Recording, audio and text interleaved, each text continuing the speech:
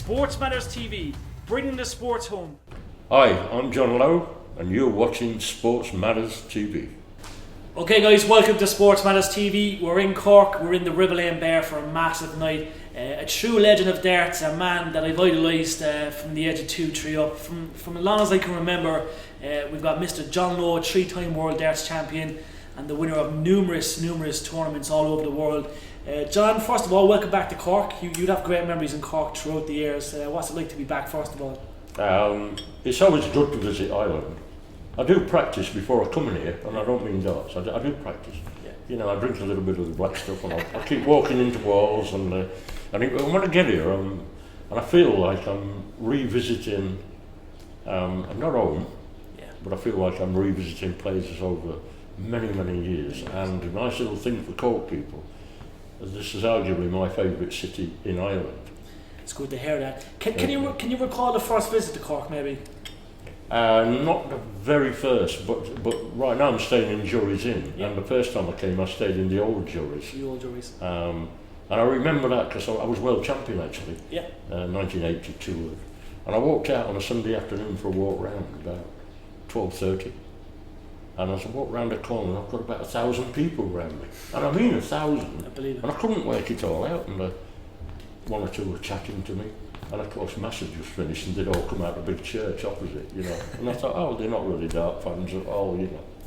And like the old Jury's actually was a famous hotel. Michael Jackson stayed there when he came to Páirc Uí Chaoimh. It's got fierce history. But you're a beloved son of Ireland. We've seen you here for so many years. Even the old Grand Prix, the days I used to love watching that. The country obviously means a lot. You've a lot of fan club here. Like, what do the Irish fans mean to you? I put it all down to basically we've grown up together. Yeah. If you know what I mean. I've been to Ireland so many times that I know people that I met as little kids who are now older, who now have kids, and sometimes they bring their kids. Yeah. And so you grow up, and I've never really fell out with anybody in Ireland ever. And the same with Scotland, by the way, which is really, and Wales. Unique countries. It's a nice thing that if you can go through life and not make too many enemies. Yeah. You're actually on a winner. Definitely. But I'm not pretending. No, I believe it. If you know what I mean, if I dislike someone, I'll just walk away and not bother them. I believe it. Yeah. And like your dart journey's been incredible, John. Like, you're one of the true ambassadors of the game. You've been pretty much there from the start. Like, you know, you've won so much. I always talk about the old news of the World Tournaments, which were prestigious, the World Masters. You know, what was it like to win so much from the start and do it for so long? It's always great to win, but I've never ever got upset about losing. Yeah. That's the secret. Yeah. That's the secret to all the youngsters playing darts today. Don't get upset when you lose. Just wipe it off. That's gone. Yeah. Because there's another million people out there nearly as good Of course. as you. But if you think you're better than them, then you've got a little edge. Yeah. And I always used to think, well, I've lost this one, but I think I'm a better player than him. But you may never play that player again. Yeah. Now, in my case with Eric Bristow, and we've played each other all over the world that many times, and I've got all the records at home, which Eric had, and we used to meet up, and we used to have a chat at the bar, and he used to say, there's only two in it, after all them years, and then we did play together a lot, you know, so I would say, to the youngsters that may be listening now, you know, just don't concentrate on winning. Just forget you're losing. Yeah. You know, it's people say it's a positive. It's not. It's a downer if you lose. Nobody likes losing, but it can be a positive if you A lot of learning shove from it under those. the table and get rid of it. Definitely. Yeah. Now, speaking of that famous 9-darter, 100 grand.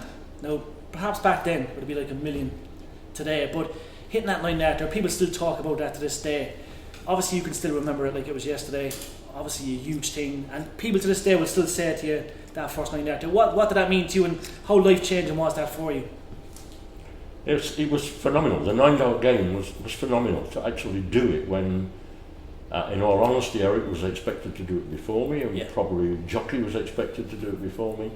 But no, I came up with it and did it in a very unusual way that nobody's ever done on TV again since. And to quote Bobby George, who's a good friend, And he said to me, "You went the wrong way." I said, "Oh, so I went the wrong way and got £102,000. I said, "I think I'll go the wrong way every time I go for it, Bobby." And in all honesty, I still believe anybody that just wants to do the 9-darter, if you think about it, it's like treble 17, treble 18, double. So you're on one line like that. So many people have missed that double 12 going the other way because it's up, down, across. Yeah. You're using too many eyesight levels, you know. But for me, it was a life changer. Yeah. In a way that I'm not being arrogant, but I didn't need the £102,000. I got a nice lifestyle through what I was doing. Yeah. So I put it into a pension fund. Excellent. And it stayed there until I was like a few years later, and then I started to draw on it. So in all honesty, it changed my life for the better for later in life. Definitely. And a question our fans always want to know, would you hit a 9-darter in practice before that? Did you hit a couple, or was it the first time you actually hit it? I never ever claimed to any other 9-darter, ever. I'll only say I ever hit one. Because to me, practice is just a nonsense. Yeah. To claim a 9-dart game, that's a nonsense, you know. I practiced with a guy called Tommy Scoot from Wales once, and he hit 680s in a row. And I was there, and I thought, that's just incredible. And he went on, England played Wales, and he lost his match. Didn't mean a thing. Okay, you can get the newspaper, you can get a bit of publicity, but it didn't mean a thing. So 9-darters, unless the... if hopefully on TV for everybody, so then you can actually prove it. Yeah. But what's rescued or what's actually come to my favour is YouTube, which were over 1 million hits. It's huge. And now without that, we would probably, it may have gone into the archives of ITV. We don't know.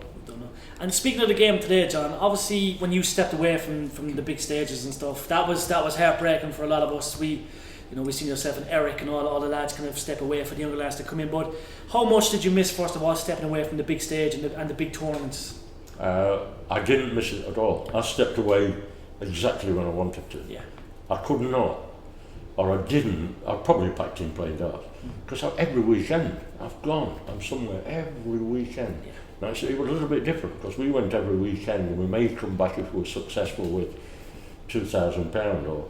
And there's expenses to come out of that. Yeah. Now the lads go away for one day and they can come back with £25,000. So it's slightly different. Now it's a professional sport. It's where it should be. Yeah. It's right up there as a skill. But when if I'd have carried on having to qualify for events, no. So what I do now, and I use Twitter and Facebook, and I say, I wouldn't mind playing in that, and I think you should give me an invite. But really, I'm just really winding it up a little bit, you know. I love it. Because to be quite honest, I can and I am playing good darts. Yeah. But whether I'm up into that standard right now, I'm not too sure. Definitely. If Barry Hearn come up with a strategy, because we see Phil Keller doing this all the time, he teases these little things, I might come back and have a project. If Barry Hearn come up with a strategy, because we've seen these new players come in this year where each new player could have played one night in the Premier League, but if they brought back a legend, would you accept the invite straight away for one night? I definitely would. I didn't, I've always had an opinion, a good opinion for me, and I didn't like that at all, the contenders, because each player played a different player and got points. Yeah. That's not quite right. Yeah. You see, if you play one player, that's different, but to play a different player, I thought that was wrong. And my biggest criticism of the Premier League is the draw. Yeah. You only have to play one more leg to win. To win the game. Yeah, and I don't understand that. Yeah. And I think it's the bookmakers that have said the best bet that they ever offer is all draws all night, and nobody's ever done it yet. So maybe that's where they have their input to it. Well, you're right. I think the sudden death would be great if both players are tied to 6 apiece. Next one wins. Yeah. They now, when they've got 6 on the board, they smile. Definitely. I can't lose now. Definitely. And so it's as if the next game doesn't really matter. I know. It should matter. Darts is all about winning. Cricket is a famous English games, and they pray for rain so they can have a draw. That's not. No, I agree. And last of all, John, we've always spoken on the phone over the years, and even since I've been a young child, I idolised you as a dart player. But the Muhammad Ali stories I've always loved.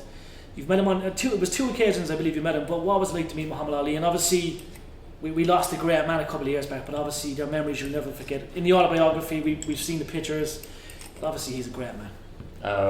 For me, he's still the greatest sportsman who ever lived. Yeah. Not that I'm saying he's the best fighter who ever lived, the greatest sportsman. Yeah. He knew how to promote the sport. When he got in that ring, he knew what to do. He knew what to do out of it. He spoke how he wanted to speak. Then it changed when I met him, twice I've met him, and he was just the ordinary bloke. Well, the second time he didn't speak because he's got the Parkinson's and he couldn't speak, but it goes down in sort of my memory forever and ever, and I'll never lose that. And my son was 8-year-old when he sat on his arm, and it's a great picture. And he'd only just changed his name from Cassius, so I've got his autograph as Cassius and Muhammad, which makes it even more, more special. Yeah. John, it's an absolute honour. I'm still starstruck you're here with us in Cork, but we're going to have a great night. Thank you very much. Thank you, Jerry. Pleasure.